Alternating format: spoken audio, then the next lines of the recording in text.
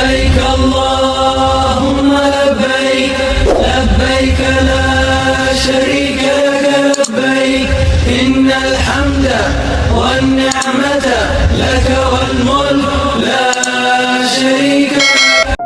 Assalamualaikum warahmatullahi wabarakatuh, sahabat Al-Hikayat yang dirahmati Allah. Kali ini, mari kita menyelami sebuah kisah mengerikan yang dialami oleh seorang kontraktor dari Surabaya saat melaksanakan ibadah umroh. Bayangkan, saat sedang khusyuk melakukan tawaf, tubuhnya mendadak ditelan oleh tanah, membuatnya terjebak di sana. Bagaimana kisah selengkapnya? Tonton video ini sampai habis agar tidak sesat. Surabaya, kota yang penuh hiruk-pikuk, menjadi saksi kesuksesan Arifin, seorang kontraktor ternama. Dari luar, kehidupannya tampak sempurna, dengan rumah megah di kawasan elit, mobil mewah yang berjajar di garasi, serta properti di berbagai sudut kota. Namun, di balik kemewahan itu, tersimpan rahasia kelam.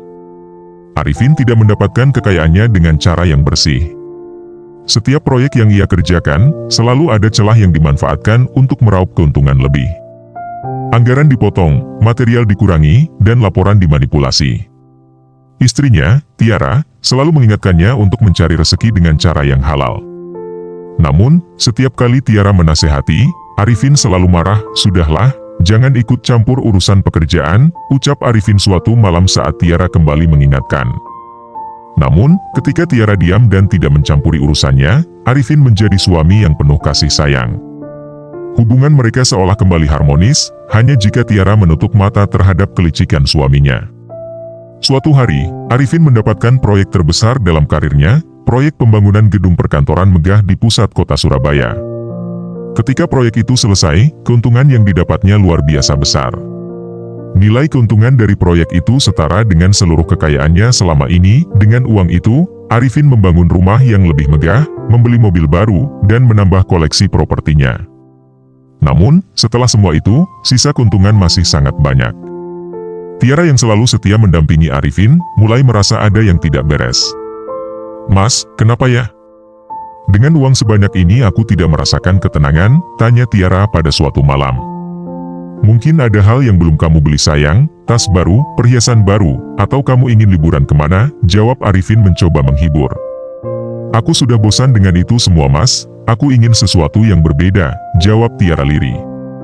"Katakan saja sayang, aku pasti akan mengabulkannya," ujar Arifin. "Bagaimana kalau kita pergi umroh aja dulu, siapa tahu di sana kita bisa mendapatkan ketenangan," usul Tiara.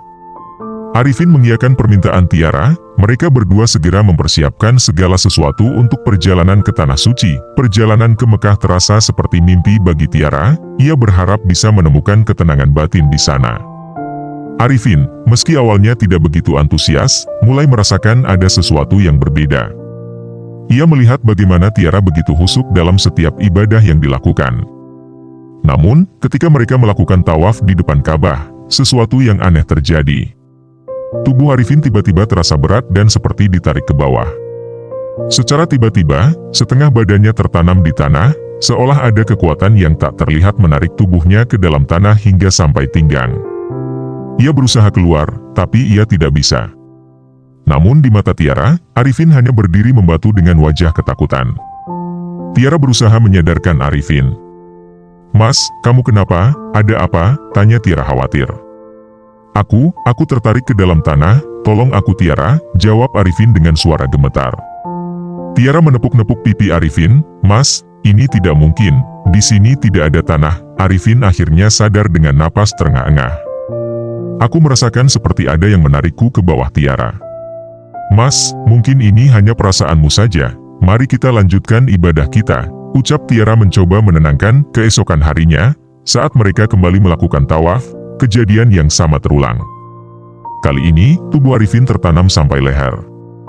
Ia terus berusaha keluar, namun tetap tidak bisa. Di mata Tiara, Arifin berdiri sambil membatu ketakutan, namun kali ini diiringi air mata yang mengalir di pipinya. "Mas, kamu kenapa lagi?" tanya Tiara panik. "Tolong aku Tiara, tanah ini menarik badanku," jawab Arifin dengan suara serak. Tiara kembali menepuk-nepuk pipi Arifin. "Mas, ayo sadar, tidak ada yang menarik badanmu." Arifin akhirnya sadar dengan napas terengah-engah, lalu berteriak, "Aku ingin pulang sekarang." aku merasakan seperti ada yang menarikku ke dalam tanah. Tiara berusaha menenangkan suaminya, "Mas, tidak ada tanah di sini, yang ada hanya lantai marmer." Orang-orang di sekitar mereka mulai memperhatikan, namun mereka tidak mengerti apa yang terjadi. Kemudian mereka segera kembali ke hotel. Di sana, Arifin menceritakan apa yang dialaminya selama ini, dan kali ini, Tiara mulai percaya. "Mungkin ini peringatan dari Allah karena dosamu selama ini, Mas. Kamu sering curang ketika menjadi kontraktor, apalagi saat kamu mencurangi proyek besar milik sebuah pesantren." Ternyata, Arifin pernah menjadi kontraktor proyek membangun gedung asrama di sebuah pesantren. Awalnya, ia menawarkan kepada pimpinan pesantren, Ustaz Abdul, untuk membantunya menaikkan proposal ke pemerintah daerah untuk membangun 6 gedung, berupa asrama, kantor, dan musola. Namun, ketika proposal diterima dan dananya keluar, Arifin hanya akan membangun 4 gedung saja. Ketika Ustaz Abdul bertanya mengapa hanya 4 gedung, Arifin menjawab bahwa 2 gedung itu sebagai biaya pengurusan proposal. Ia mengancam, jika Ustaz Abdul tidak mau, maka gedung tersebut akan dibatalkan atau diberikan kepada pesantren lain. Akhirnya, Ustaz Abdul menyetujui dengan hati yang sedih dan kecewa. Kembali di hotel, Arifin menangis menyesali perbuatannya. Tiara menyuruhnya bertaubat dan berjanji untuk tidak lagi menjadi kontraktor yang curang. "Mas, ini mungkin cara Allah menunjukkan kekuasaannya. Kamu harus bertaubat, memohon ampun, dan berjanji untuk tidak mengulangi kesalahanmu," ujar Tiara dengan tegas. Arifin mengikuti saran istrinya.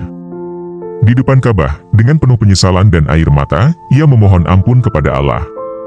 "Ya Allah, ampunilah dosa-dosaku, aku menyesal atas segala perbuatanku, berikanlah aku kesempatan untuk memperbaiki diri dan menjadi hamba yang lebih baik," doanya lirih. Setelah itu, Arifin melanjutkan ritual umrohnya.